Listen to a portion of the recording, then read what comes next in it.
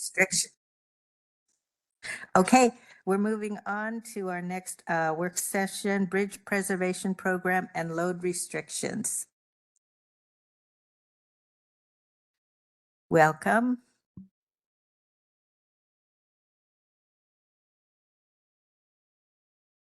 Good morning. Again, for the record, my name is Steve Gallup, the Transportation Division Manager. Within the Transportation Division, we have the Preservation Management Team. And I'd like to introduce Sarah Smith. She's the manager for the Preservation Management Team, and Elizabeth Gregg. She's our Bridge and Structural Engineer. Great, welcome.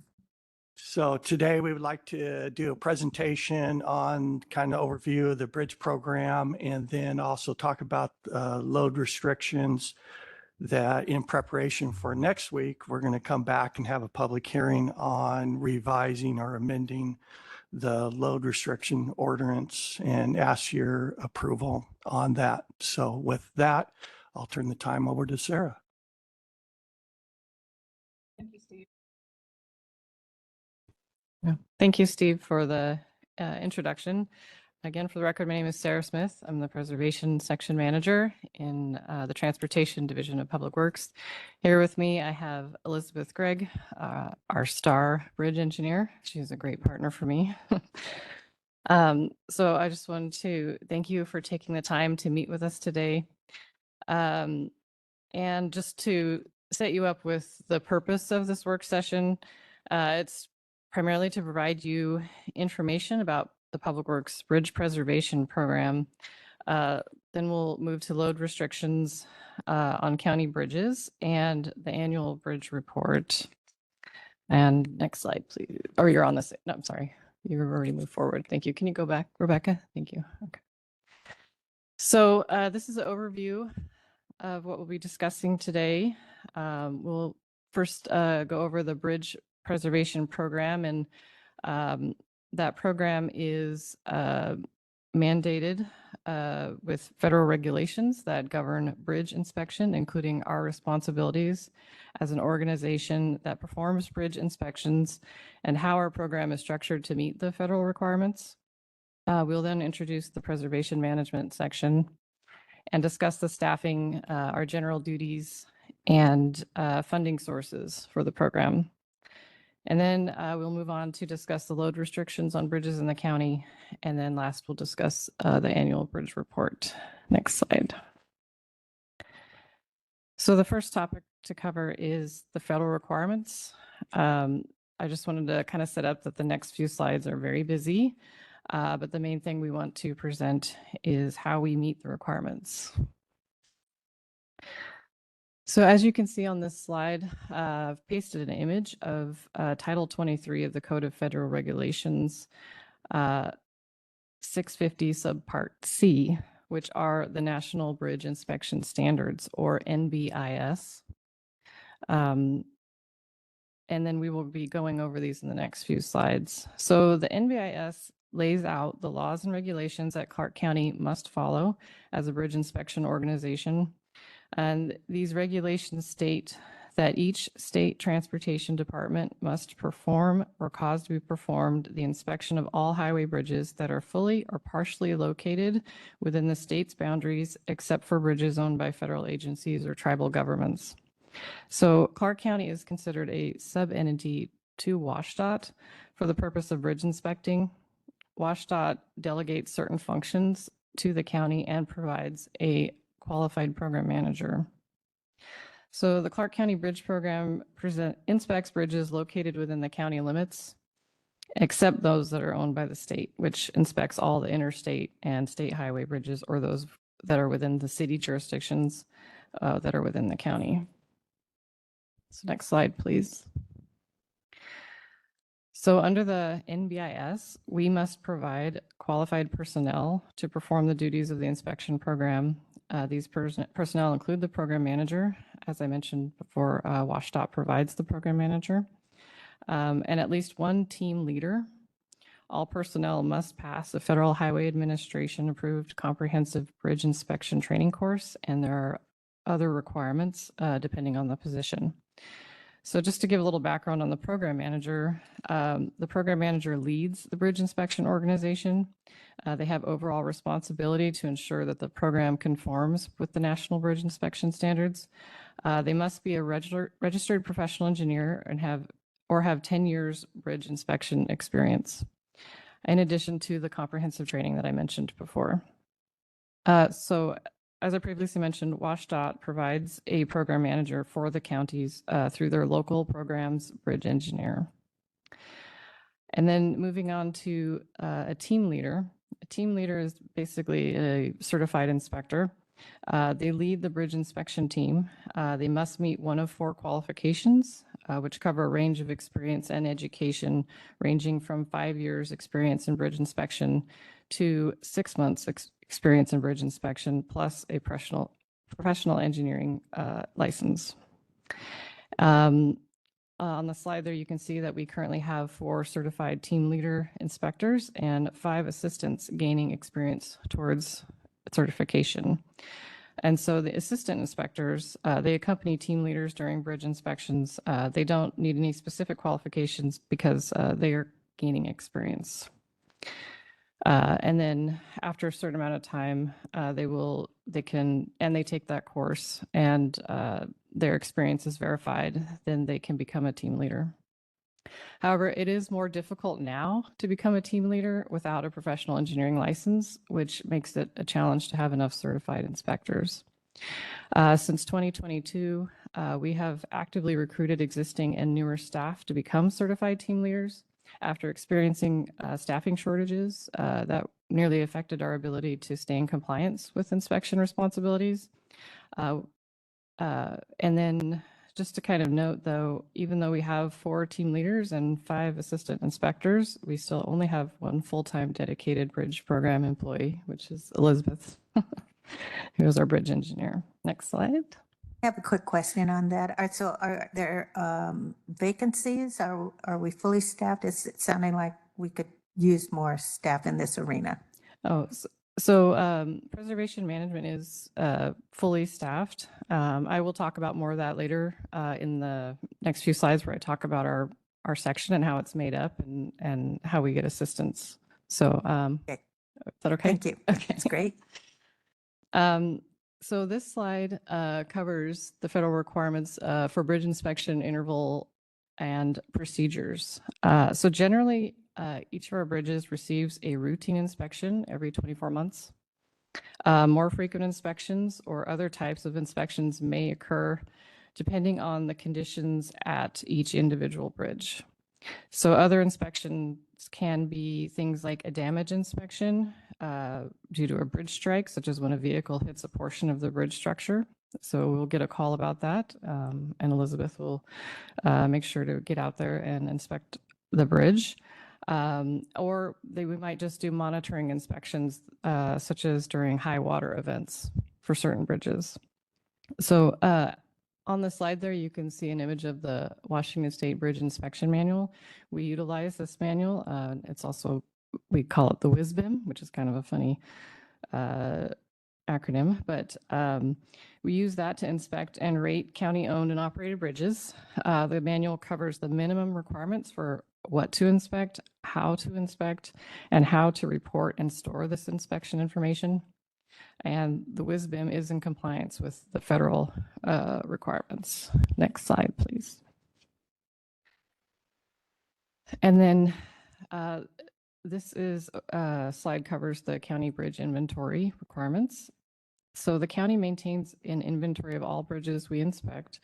Bridge inventory data is stored in BridgeWorks, a bridge database software that is developed and maintained by WashDOT.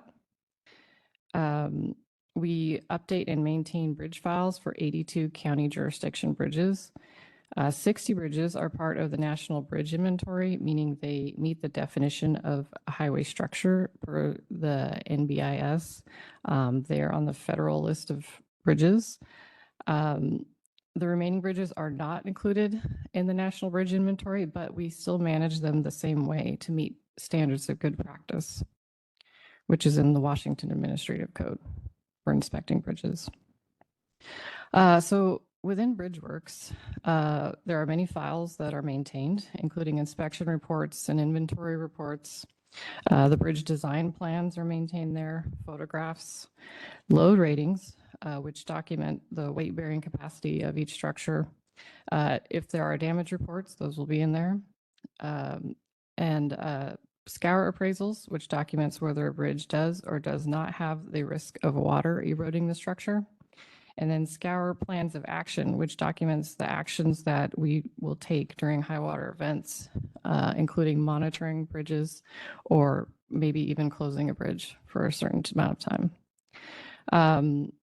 We also include maintenance records, any correspondence that are related to the bridge, and soundings, which are measurements of stream bed changes under a bridge that crosses over water.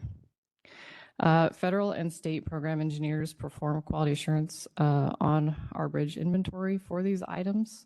They do visit in person. We have our bridge files upstairs on the 4th floor, hard copies. We also have electronic files. They will visit in person, like I said, to review our files and inspection procedures for compliance. Sometimes they will also just perform a non-visit. We will get an email saying we want this file and we have to provide it. And so we most recently had one in 2024. So I just wanted to say that does cover all the federal requirements for the bridge program. Are there any questions about just the federal requirements before we move on? Council? Looks like no Okay, questions. thank you. All right, next slide, please. Okay, so now we'll go over the staffing duties and funding of our section. Next slide. So preservation management is, I said earlier, within the Transportation Division of Public Works. This is our team of engineers and engineering technicians. We also, among other duties, preserve our county pavement network and culverts in addition to bridges. So the red outline boxes are represents myself and Elizabeth. And then the boxes outlined with dashed red lines, this is kind of how we're currently set up, indicates staff that assist the bridge program with inspections or database updates on a regular basis. As you can see, we rely heavily on engineers from other sections within Public Works to perform bridge inspections. Next slide. Next, okay, thank you. So this talks about our duties. We went over a lot of the federal requirements which overlap, especially in the first 2 bullets there. So covering those bullets, we maintain and coordinate the bridge inspection program and the BridgeWorks database. Just kind of briefly reiterating, we manage the bridge program to comply with the federal standards. We provide inspections of bridges in the county inventory. And we are the point of contact for various agencies such as WashDOT, Federal Highway Administration, other cities and utilities. We prepare the annual bridge report. On the slide, you can see an image of our 2023 bridge report. We are still finalizing our draft of 2024. Elizabeth will go over this report later in the presentation. We operate as bridge engineering subject matter experts, which means we provide review, guidance, support, and coordination for capital projects, overweight vehicle permitting, emergency management and response, and other county divisions as needed. And of course, our basic duty is to preserve county bridges. So we plan for future bridge needs. We prepare maintenance and repair plans, and we seek funding through grants. This isn't an entire comprehensive list, but it's a lot of work. Next slide, please. So ongoing funding for the Bridge Preservation Program comes from the County Road Fund. Minor repairs and maintenance by county road operations staff also comes from this budget. We don't, other than some funding in our transportation improvement program for the bridge ongoing program, we currently have no dedicated funding specifically for bridges. Therefore, preservation activities are planned and performed on an as-needed basis and based on available funding. Large projects, we do seek and rely heavily on grant grant funds. So like major bridge repairs and maintenance, retrofits, or replacement projects would fall under that category. And they are federal and state grants. State grants include programs through the County Road Administration Board and the local bridge program at Ouachita. And we've been awarded multiple grants in recent years and historically for bridge projects, and we've listed a few there on the slide. And then next, I will pass presenting duties to Elizabeth for the remainder of the presentation, but I just wanted to know if there were any questions about the bridge program. I do have one little question. It's like, Okay. you had mentioned that your team does culvert replacements, and I was just curious if we're up to speed on the new salmon passage standards, and if there's culverts that we still have to replace for that, or if we're in compliance with that. That's a great question. I'm not familiar with new salmon standards, but we do, culverts are, I think Chris mentioned earlier, there are 2 bridge projects. Those are culvert project replacements that we've received grants for. Allworth and what was the other one? Mill Creek. Yeah. So I'd have to look into the new salmon standards that you're referring to, and I'd be happy to learn more about that. It's a bill that passed that requires certain ones to be replaced, but you may be in compliance.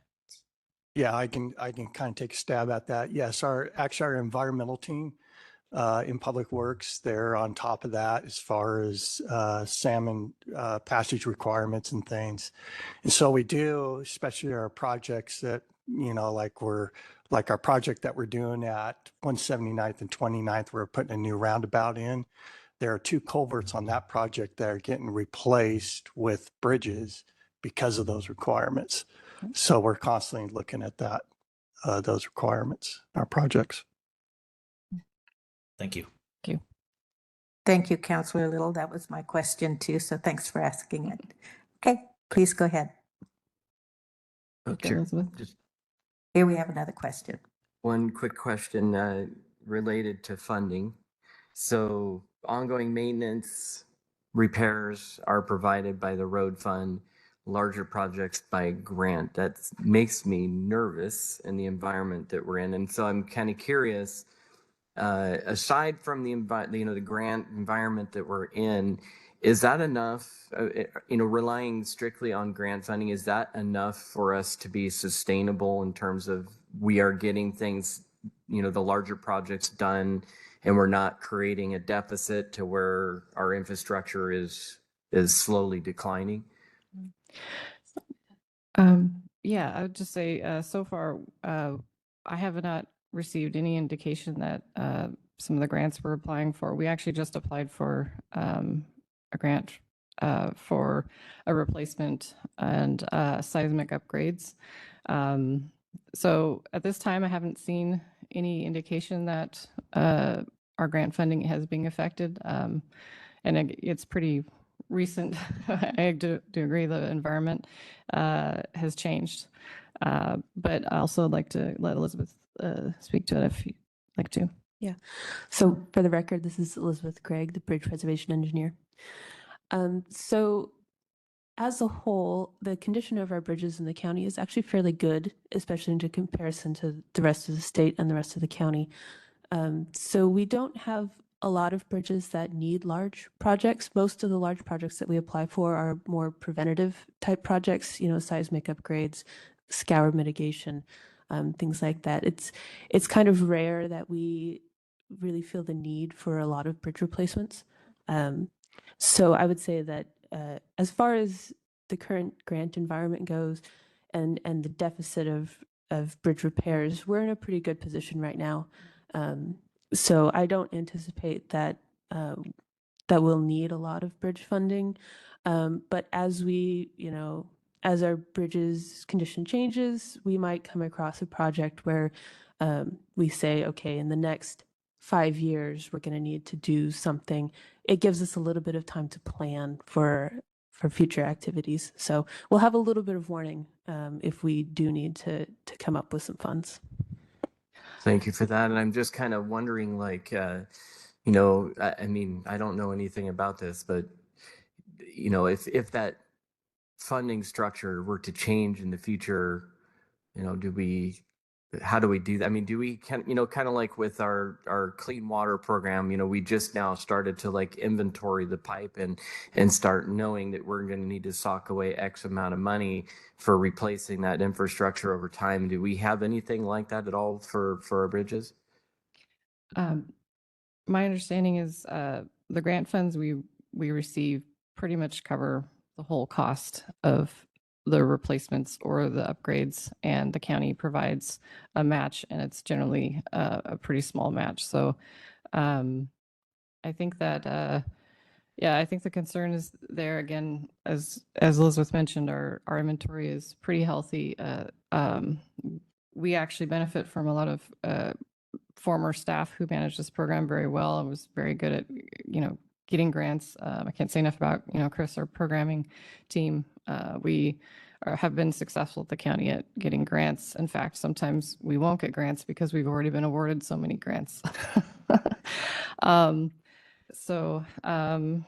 feel pretty good about where we are at, and we will have warning to fund that in the future. It doesn't mean we can't look at No, look at that's great. I'm happy to hear that report. And our annual report will also provide more detail on the condition, the state, and what that means for our county bridge program, and then and also a little bit more on the funding side too. Okay, so we're good for now. Yeah. And then we'll just have to talk about it if things change in the future. So Yes. Councilor great. Young, I'll just add something for the team is if there was a lever that we had to pull, it would be with the road fund through a levy. So so there's not a fee that we can pull like we did with stormwater there. So that would be our component of the funding source would either be a REIT 2 or through the levy. So if that were ever to come, we're in good shape now, but that's where our funding sources would come through would be the road fund. Great. And just to clarify, Councilor Young, the current grant environment, are you referring to us being out of compliance in state grants or just general lack of Just funding? General, all over the Okay. board. All right, thank you. Okay, please go ahead. Okay, so I'm going to take over the next half of the presentation. So we'll move into our next topic, which is load restrictions. So we will be presenting an ordinance to council next week, I believe the May 6th council hearing about some load ordinance updates. Next slide, please. Oh, there we are. Okay, so first we're going to discuss a little bit about the purpose and the effect of load restrictions. Load restrictions are codified in the county code in the section listed on the slide. So we do have a list of each bridge and what the load restrictions are in the county code. And at the May 6th council meeting, we'll be requesting council's support and approval of an ordinance to change that code to remove, update, or place restrictions on certain county bridges. And these load restrictions are based on updated load rating analyses for these bridges. The load restrictions will limit certain classes of vehicles to a maximum weight if they want to cross the bridge. The vehicles impacted are larger and heavier than typical passenger vehicles, and includes things like dump trucks, construction vehicles, garbage trucks, and other large hauling vehicles. Restrictions will also impact certain large emergency vehicles, specifically the larger fire engines. Most ambulances will not be impacted by load restrictions. And the general purpose of load restrictions comes back to a couple things. First, the county is responsible for the bridges in our inventory that carry vehicular traffic, and we have a responsibility to provide safe travel across the county. And we also have a responsibility to protect the public's investment by extending the service life of these bridges as much as practical. And part of how we do that is by limiting what vehicles can cross these bridges to prevent damage and prevent wear. Most of our bridges were not designed to meet the demands of the current transportation system. The volume of traffic on our roads has dramatically increased since many of these bridges were built. In fact, more than half of our current bridge inventory is over 50 years old. So you can imagine that a lot has changed since these bridges were designed. Specifically, vehicles have gotten heavier.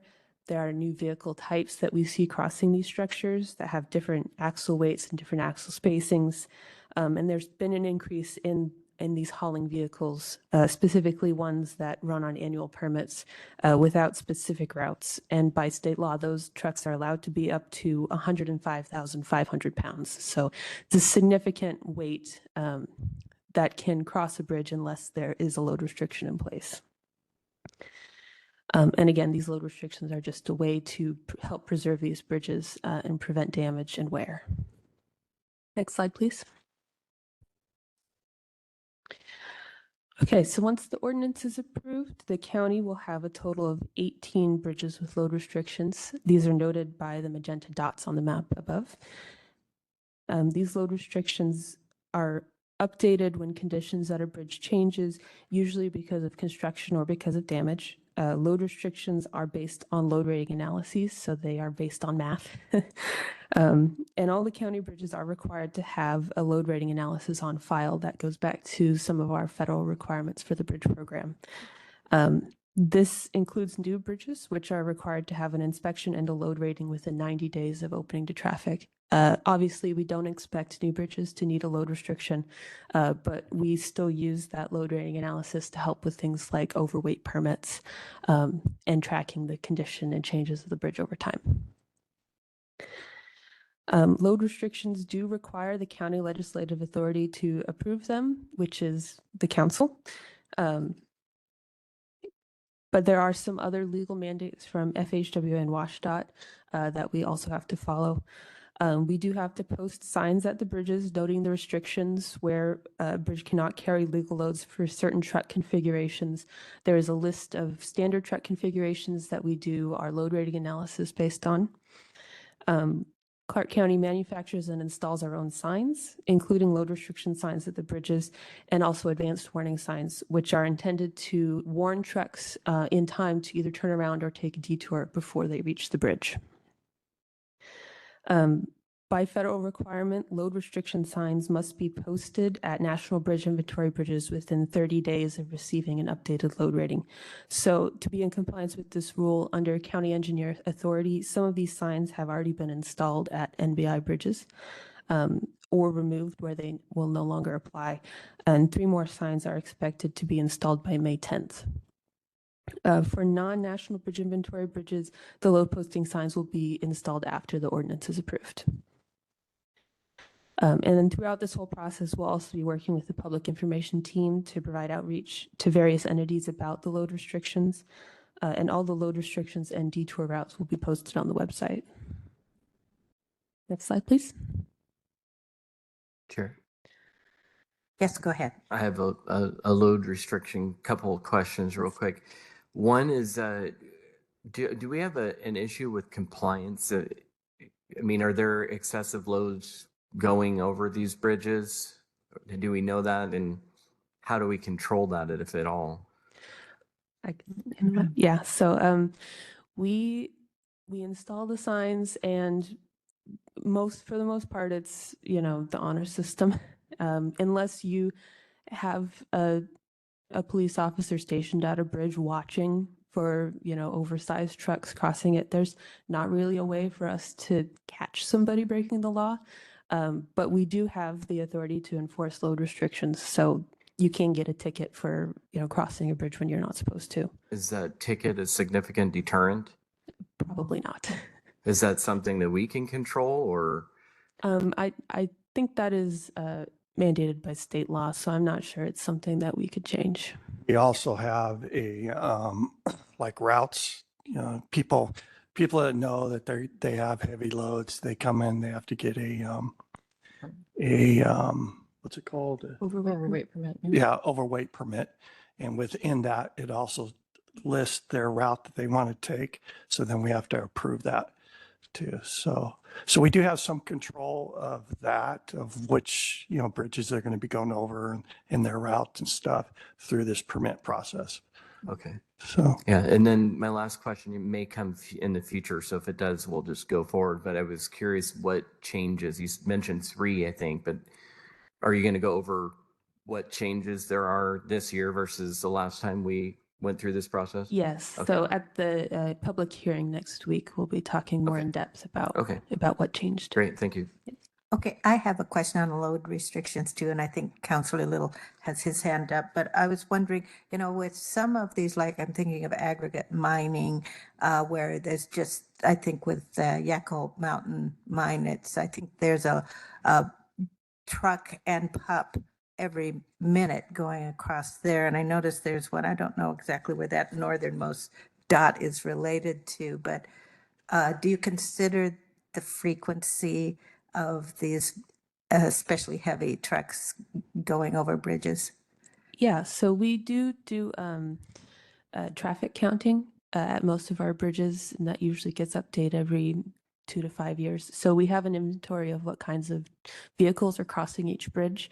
I will say that the northernmost dot on there has a pretty easy detour route, so it shouldn't be that much of an inconvenience for the large trucks coming out of that area. Great, thank you. Councillor Little. Yeah, thank you. My main concern here is public safety and fire response time.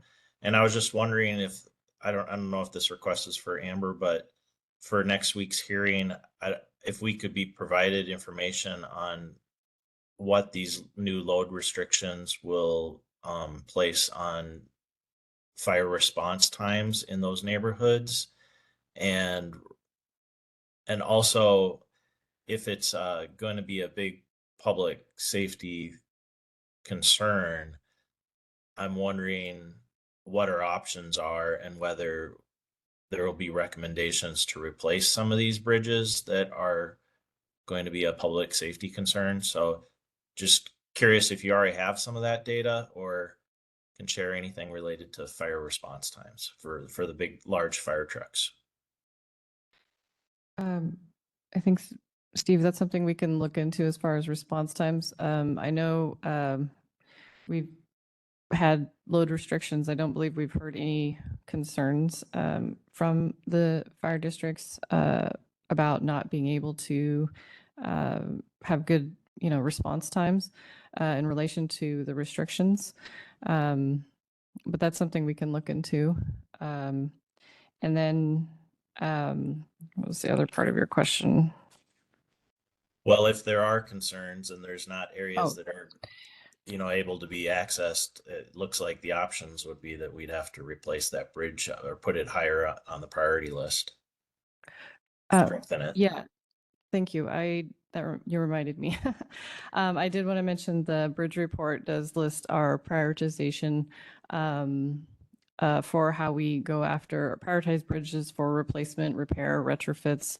And we do have a process of determining which bridges will, we want to improve for strengthening so that the load restrictions can be removed.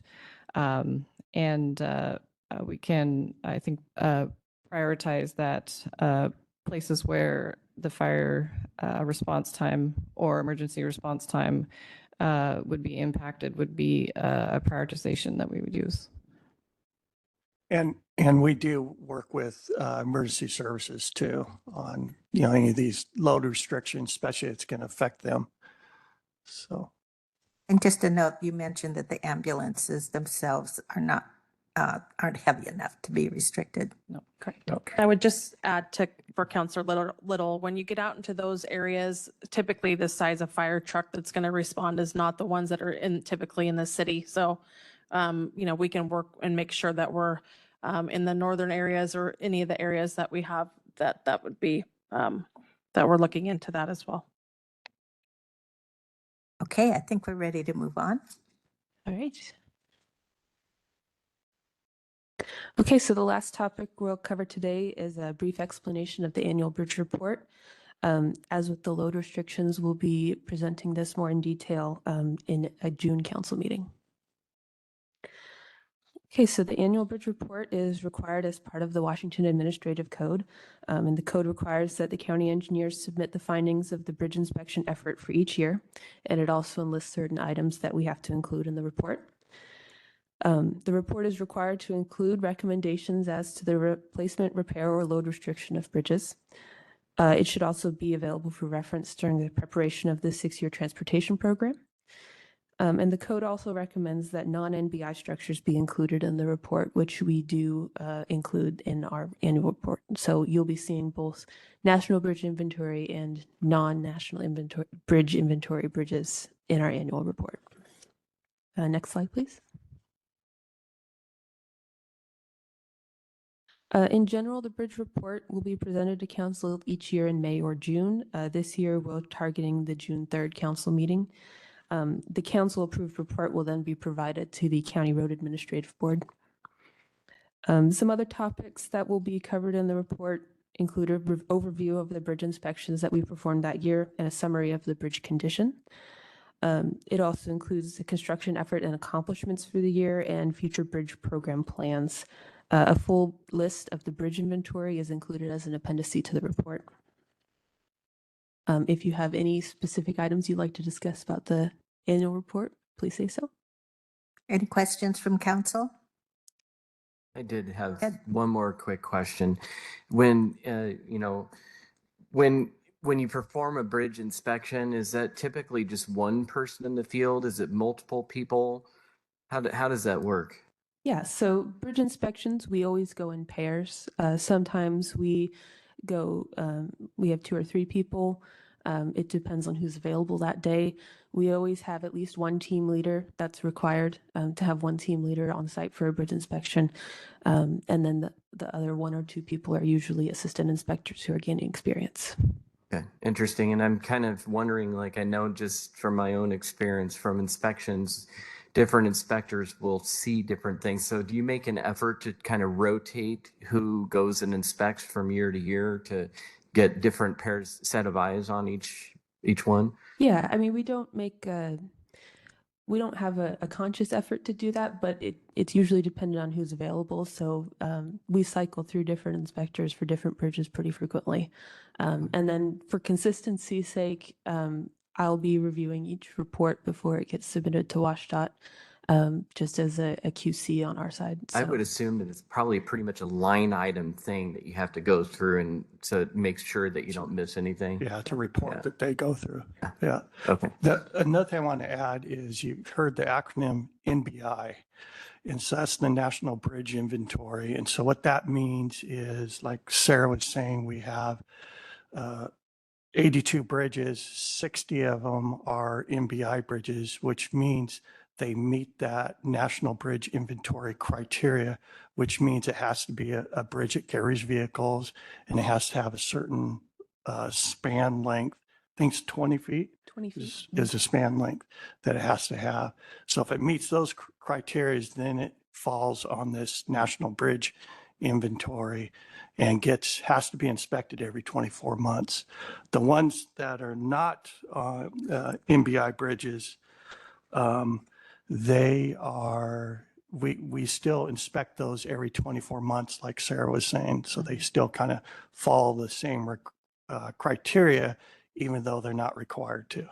So Great. Thank you for the interesting information. Okay, not seeing any other questions. Thank Chair? you. Oh, I see have there one was a more question. question. Elizabeth, you mentioned earlier, Elizabeth, you mentioned earlier that about half the bridges are over 50 years old. What's the average lifespan of a bridge?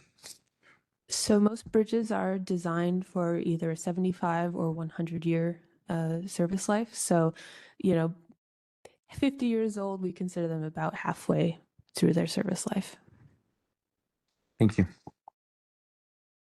Okay, now seeing no other questions, thank you very much for the information, and we'll stay tuned to hear more as the ordinance comes forward. Thanks a lot. Thank you, Council. Okay, that concludes our work sessions this morning, and with that, I will adjourn the work sessions and see you in the afternoon.